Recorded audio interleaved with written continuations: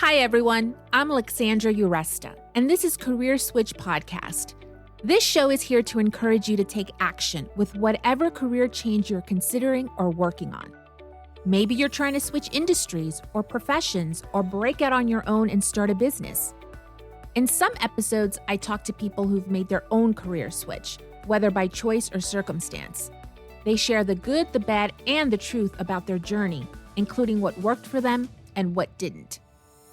In other episodes, I speak with experts who offer their best career advice on challenges that can come up during the process of making a career change. After all, it takes guts to switch things up, and it's not easy. However, it is possible. So, I hope you hear something in this episode, an idea, a suggestion, a piece of advice that'll spur you into action with your own career switch, whether it's taking that first bold step or trying something new. Welcome. I'm glad you're here. Welcome to Season 2. I decided to start this new season with a different way of looking at making a career switch. I speak with certified strategic intervention and career coach Vilma Usaite, who believes in a holistic approach to making a career change. In this episode, she breaks down her signature program to finding a fulfilling career into 3 stages. Vilma is also the host of the Holistic Career Change podcast. And as she tells us, her goal for each person is to have a career where it feels like you're essentially getting paid for being yourself. Thanks for joining us today, Vilma. I'm always on the hunt for new episode topics, and your podcast, the Holistic Career Change podcast, caught my attention. I found it intriguing and uncommon that you help your clients make their career switch in a holistic manner. What does it mean to take a holistic approach to making a career change? In general, when we say that something is holistic, we usually think of an approach that sort of views each person as an ecosystem. And this implies that the treatment will take into account all kinds of mental, emotional, social factors versus just treating, say, the symptoms of a localized disease. What we're doing with a holistic approach, we are creating this all-encompassing, comprehensive treatment plans that have very high success rate, especially in medicine. Over the years, I've sort of observed this approach, and what I did, I've taken that same logic and sentiment and I've applied it to my coaching practice as well. What does that look like? I look at the whole system of any individual that comes to me holistically, which firstly means that I need to sort of help them determine the root cause of why the person is in a situation that they're in, why they're feeling that they need to change, why they're feeling unfulfilled and stuck, and, help them with the self-analysis, what I usually refer to as self-audit, which means that we're looking at the multitude of unique aspects that they are before we crystallize that next career move. And before we get clear of, what that next career of alignment should be. Unfortunately, I don't believe that a holistic career change approach is yet very common. Just like you said, when you did a little bit of your research, let's be honest, like any system that we look at, not exclusively, but in general, the systems in medicine, in healthcare is usually built to just alleviate the symptoms. And like I said, it's applicable to really any industry and sector, and especially it's applicable in career change coaching. When I hear over and over again advice like, you need to analyze your skills and see how these skills could apply to a different industry or try to apply to similar roles, I always say, I don't think that's the best approach because it's not going to solve your issue sustainably. And that is essentially just putting a Band-Aid on an issue. How then do you look at the concept of a career change? The new paradigm is working out who you are, what you are about, and then designing a career path to match and to essentially celebrate all that you already are. I think we cannot continue sort of turning the blind eye to the fact that, each and every one of us, the way I see it at least, are these beautiful, unique containers of all of our character traits and experiences and values and strengths and interests. And we really need to look at all of that when we're looking for a new career that would tick the boxes And that would feel like essentially like getting paid for being yourself. And I always say that that is my ultimate goal and my wish for everyone who is currently stuck and who feels very confused as to what that next career step should look like. Now, you created this holistic approach based on your own experience. Tell us about that. I really want to send so much compassion for those who currently feel stuck because I really know what it feels like to live in a dark and very lonely and sometimes confusing state. And I know it because I've lived it. And I know what it feels like to feel lost and really unfulfilled in your career and then your life in general. Actually, this holistic approach that I'm talking about was basically the fruit and the result of my own seeking and my own quest when I was looking for meaning. Just really briefly, my background is in business and finance. And for some time, I worked in financial institutions and I did management consulting and I even worked for the government. And with each career change, I was just so desperately seeking to find something that would stick. Or the way I used to call it is like, I just need to find something that feels like home for me, that feels mine. I really wanted to be passionate about what I do. I wanted to feel like what I did was purposeful. So basically, I just went on this quest, and it really took me a very long time. And I went on a lot of windy roads. I just used a lot of different resources. I worked with career consultants. I did psychometric tests, anything that's available under the sun. I went to astrologists, I went to psychics, I read the books. Basically, I did it all, you name it. And here's the issue that I had, though, at the end of it. And I feel like, again, that's something that a lot of your listeners may be relating to, is that as I started to explore like all these options and try to sort of consolidate all the information that I was getting, it really felt like a lot of it was contradicting. I just could not make sense of it all. And it really made me feel so desperate and even more scattered than when I started.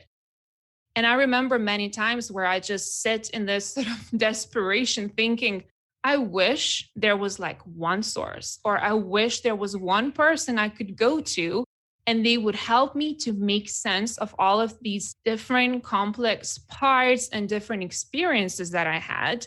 And I wish someone could just see all of me, because I felt like whenever I was going to these different experts or went to these different sources, they were just looking at me through one narrow, limited lens, just my job experience or just my interests. But really deep inside, I just wanted to be seen, accepted, and validated. I wanted someone to help me sort of unite all of my unique gifts and my character traits and my passions and my values and my experiences, and then help me design a career that would be in alignment with all of that, a career that would be an extension of who I already am. That really was the beginning of me starting to define the main principles of this holistic career change approach, which then became a program in my practice. So my rule of thumb now is to essentially welcome each and every individual in all of their uniqueness and complexity and their beauty, and then put it all together and then sort of help them to build an ideal career based on that foundation. And I feel like when we do that, that's when the change can be sustainable. Okay, let's dive into your program. Like you said earlier, if focusing only on your skills is simply a Band-Aid when you're trying to figure out a career switch, what else do you look at? Basically, I have like this whole process that is outlined. And while I don't believe that there's sort of one solution that would fit all, I really think there could be sort of a rough outline or a few steps that people could follow in order to arrive to their answers. So the example I like to give is when you're not feeling well, you usually go to the doctor. And what does the doctor do first? They will examine you. They ask you questions, they inspect. They do that so they would have enough data to recommend you the best treatment, right? So that's pretty self-explanatory. And I really think that the same approach broadly could be taken when we're embarking on a career change process. So when we hear stories of failed career changes, I really feel like the problem is that people start taking the steps and they really rush into transitioning without having gone through the proper examination. they don't have enough data. They just sort of improvise and go, oh, let me try this for a bit. Fingers crossed this would work. Or some people do, which pains me when I hear that, where they say, oh, I'll just talk to recruiters. But the recruiters really rarely get excited if you tell them you're thinking of a career change, because that makes you less marketable. That makes you harder to sell and harder to earn their commission on. So what my main message is that stabbing in the dark like that is inefficient. What I suggest doing is really starting with some in-depth prep work, which is your self-audit, like I mentioned before. What does the self-audit consist of? This self-audit piece consists of 3 puzzle pieces. What I like to mention here, or the disclaimer that I like to share, is that when we do this analytical work, when we do this self-audit, at this stage in particular, we really need to leave behind all of our prejudice, all of our experience and education, and really need to look at ourselves again with essentially like a fresh set of eyes. I just want to clarify that the self-audit is actually part of stage 1 of your program, which you call Identify. What are the 3 puzzle pieces that make up the self-audit? First, we'll look at your unique strengths. A lot of people think that strengths equals to their skills, and I hear that a lot. And while that could be true, the important sort of point that I like to make here is that skills is experience you've gained, but it doesn't mean that it's your strength. So my definition of the strength is that which gives you energy. A lot of the skills we have, while we may be extremely good at them, like we might have spent years training ourselves doing them, they may not necessarily are our strengths. So it really is important to identify what gives you energy and what comes super natural for you, whether it could be communication skills, research skills. You need to look at what people compliment you on. So there are like a series of questions and exercises that are specifically geared towards identifying what your unique strengths are. So that's sort of the first puzzle piece. As a second puzzle piece, we'll look at the core values. That is what you stand for. What do you believe in? Values are often overlooked when people do this work. And I've seen it through and through that if your values don't match the values of the company that you work for, or there is, say, a value clash between you and your boss, even if you get to use your unique strengths and you may actually like the job, you will not be able to stay with this company for too long, because a job that does not support your values will not be sustainable. And at some point, you will just end up leaving because it's going to be very taxing for your system to stay in such an environment. And the final puzzle piece is your passions and interests. Now, again, you will see, if you just do a simple Google search, how to change careers or how to find your purpose, you will see a lot of career change advice out there, which says that all you need to do is just find your passion and you'll be able to find your ideal career or business. However, again, if your interests and your passions are not in alignment with your values and they're not in alignment with your strengths, you won't be able to turn it into a long-term career. You may turn it into a hobby, or maybe it will be just something that you will do for a year or two. It will be very hard to sustain it. Now, Vilma, what do you do after you figured out these 3 puzzle pieces? Your strengths, core values, and passions and interests. We analyze all of these 3, then we put them together, and then we'll have a very good idea of which direction we need to go to next. And that essentially becomes the foundation for the next phase of your career transition. What it does is essentially gives you a set of criteria for you to compare against potential career options. When we have that sort of list of criteria, then we just essentially look at potential career paths and we ask ourselves, which out of these paths could meet all 3 or could tick as many boxes out of these set of criteria. And then you will not be stabbing in the dark anymore, but you'll be making very educated decisions. This whole 3 puzzle piece and analytical work that we do, this is the first stage of career transition, which I call Identify. So this is basically doing the prep work and really getting organized, getting clear, becoming your own self-expert and your own best friend, and really understanding what you're about. Can you tell us about someone who did the self audit and their results? An example that I could give here is one of my clients who was working in pharma, and she was extremely unhappy and she was thinking of a career change forever. But she really struggled to identify what sort of the next move could be for her, what that industry could be for her. All she knew is that she loved traveling and she loved planning her trips and she loved hospitality. When she came to me, she was telling me that, I really don't think that is a viable career option for me. It's not like I want to be a travel agent. I don't even know what's available out there, and so on and so forth. So when we did this whole analytical work, what we realized is that at her work in pharma, at her position, she actually was using a lot of her unique strengths, which was she was very organized. She was very detail oriented. She was very good with delegating. So basically, a lot of what she did in her project management role were her unique strengths. However, when we started analyzing her core values, when we looked at her interests and passions, it became very clear that that career had no future for her. That's why she was struggling so much. She would say, like, it really feels like my soul is suffocating. She would really struggle to get out of bed, and she had all kinds of psychosomatic symptoms. Her whole body was resisting going to the work because her values were not in alignment with pharmaceutical industry. She really struggled to believe in the product that she was selling.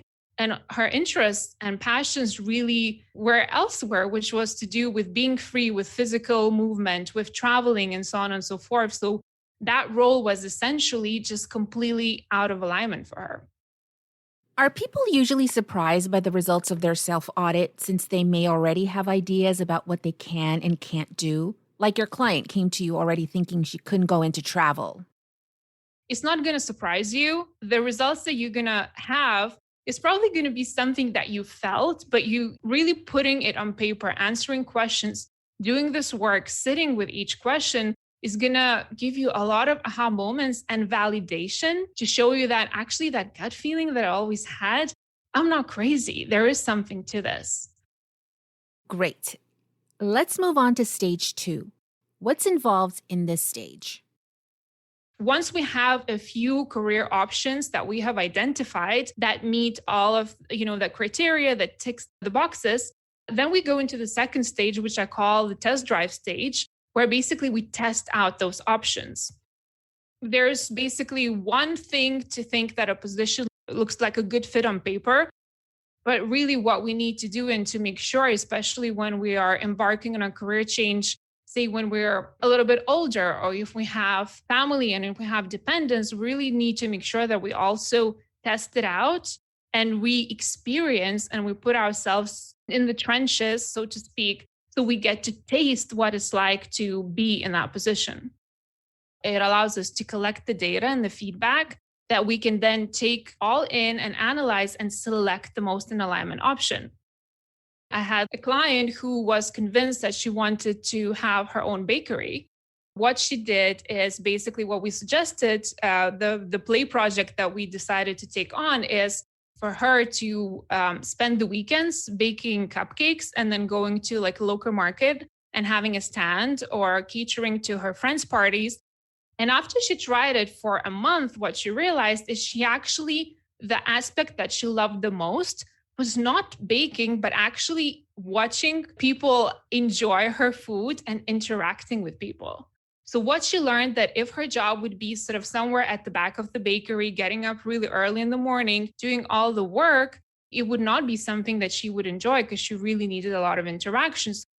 When she came back with that data, with that feedback, we could then sort of course correct a little bit.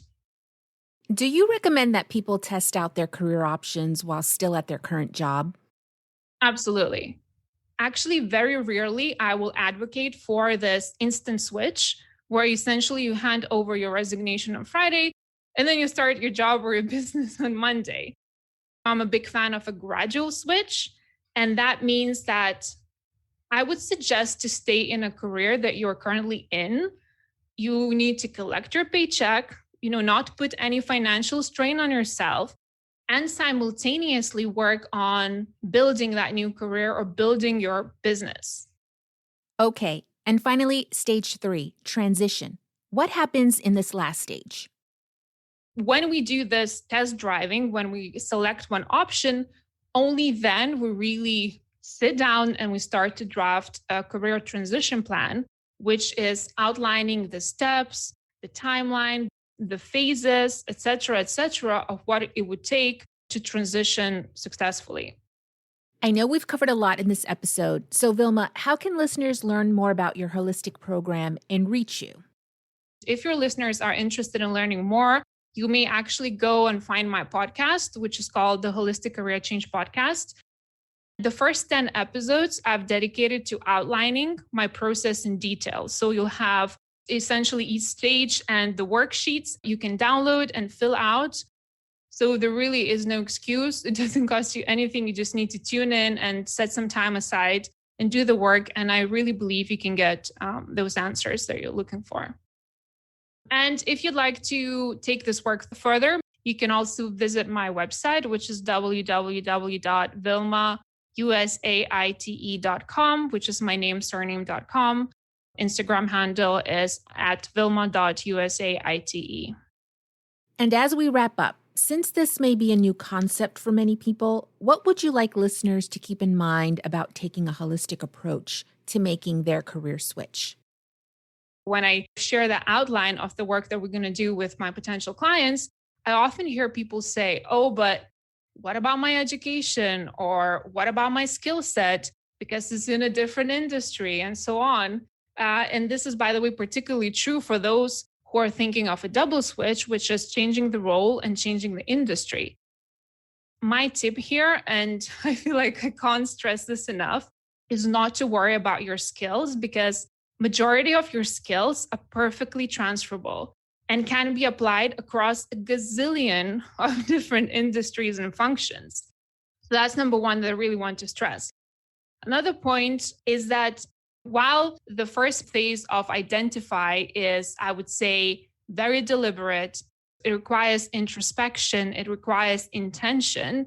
The second phase is more adventurous, where we go out, and always suggest people to look at this as, a play. As adults, we forget how to play. So being able to test out and experience different industries, talk to people who are experts in the field, I think like that should be fun. And the final stage, which is the actual transition stage, this is where, like I mentioned, we build the in-depth transition plan. And this is where we get very strategic, very detailed. We'll look at our savings. We'll look at our financial plans. We talk about how to negotiate the best package for resignation when the time has come. So this is where we're very, very strategic and, again, intentional, right? This is where we do our business.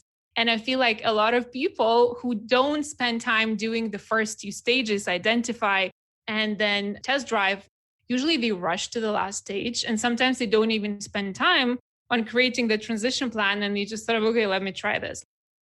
But really, each stage I found has a very particular purpose. And when you actually follow them, I really feel like you can get amazing results. You'll have to be creative and use, think out of the box. At the same time, I really can say that, on behalf of my clients who've completed the switch and myself, it really is all worth it, because a life you lead when you get up every day and get to do the work that you love, and then even get paid for doing it, I feel like is straight up magic. Thanks to Vilma Usaite for being our guest today. You can find Vilma at our website, vilmausaite.com, on Instagram, and on our podcast, the Holistic Career Change Podcast. You can find links to the resources mentioned in this episode and more helpful information in the show notes and on our website, careerswitchpod.com.